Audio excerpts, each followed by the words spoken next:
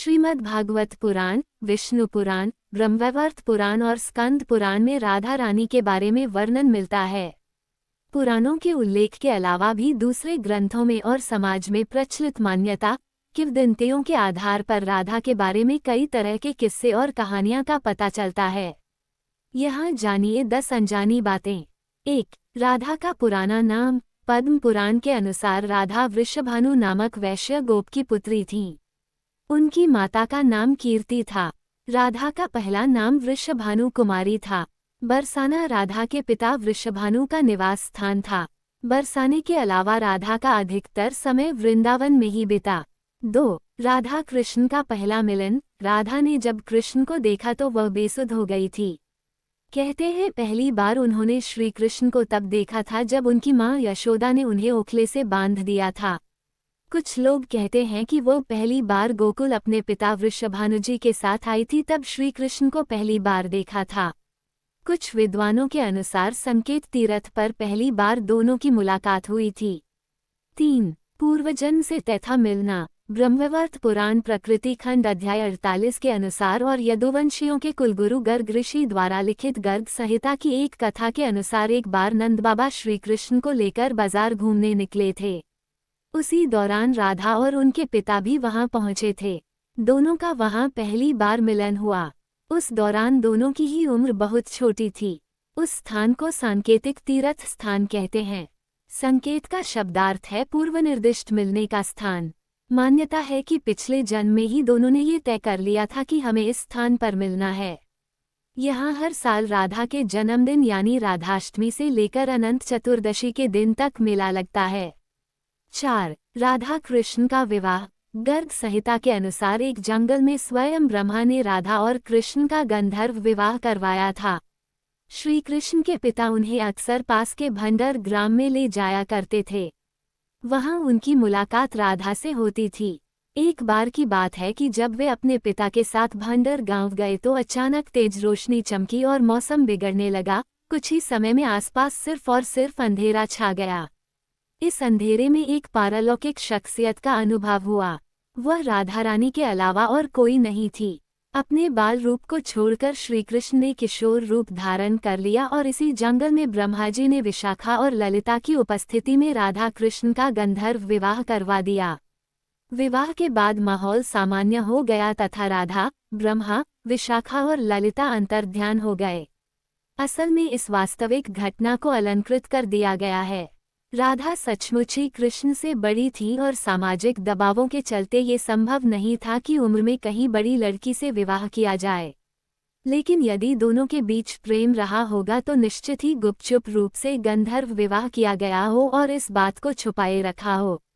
5. अंतिम महारास। राधा के परिवार को जब पता चला कि यह श्री कृष्ण की मुरली सुनकर उनके प्रेम में नाचती हुई उनके पास पहुंच जाती है तो उन्होंने राधा को घर में ही कैद कर दिया था।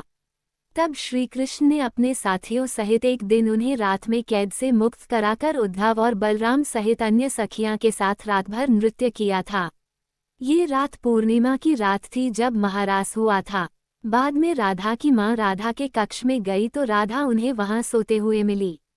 कहते हैं कि उस वक्त श्री कृष्ण को 2 ही चीजें सबसे ज्यादा प्रिय थी, बांसुरी और राधा।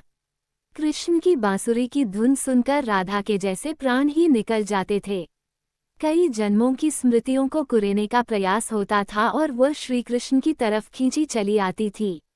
6. श्री कृष्ण ने की विवाह की जिद। श्री कृष्ण और राधा में बहुत ही गहरा प्रेम हो चला था।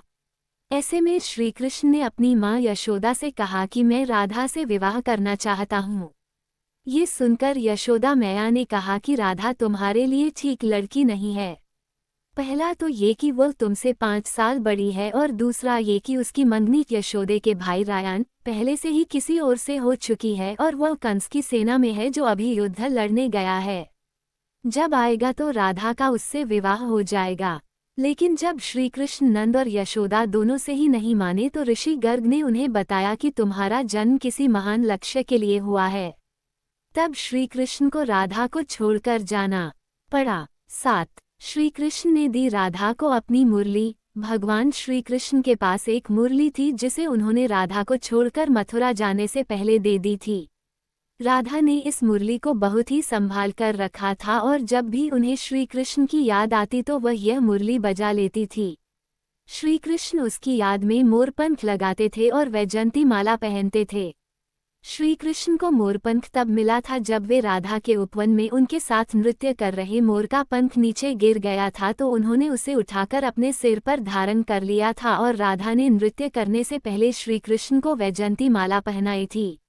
8. वृंदावन है राधा का खास स्थान। कान्हा पहले गोकुल, फिर नंदगांव और बाद में वृंदावन में रहने लगे थे। वृंदावन में ही राधा के परिवार के लोग भी रहने आ गए थे। बस वहीं पर जन्मा राधा और कृष्ण का प्रेम पनपा। विष्णु पुराण में वृंदावन में कृष्ण की लीलाओं का वर्णन मिलता है।